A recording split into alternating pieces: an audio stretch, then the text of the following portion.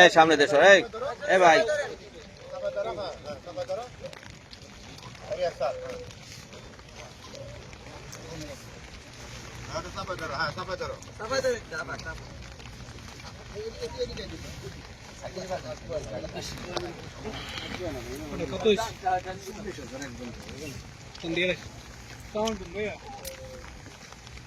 সরো, এই তুমি সরো, তুমি সরো।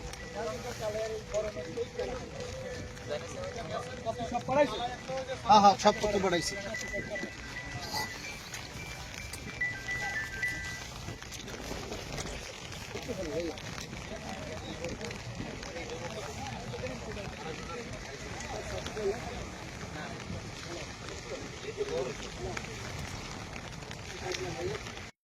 আপনার 1টা বাজে যোগাযোগ হয়েছে ফোনে, তারা আবার কইছে কালকে বলবে।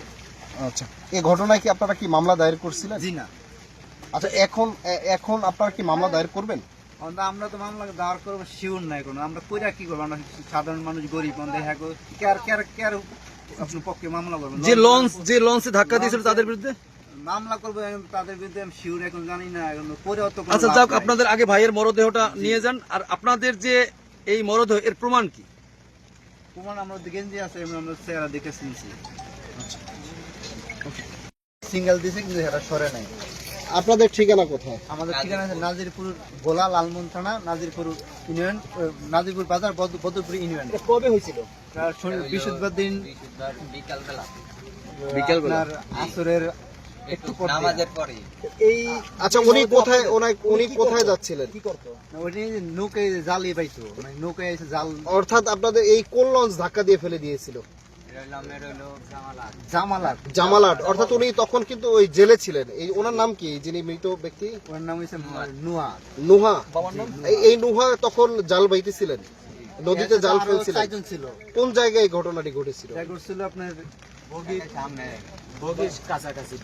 এর নাম কি? এর বাবার নাম কি? আমার নাম রেজাউল করিম, আমার নাম মিনরা বেগম, আমার নাম বাহাদুর।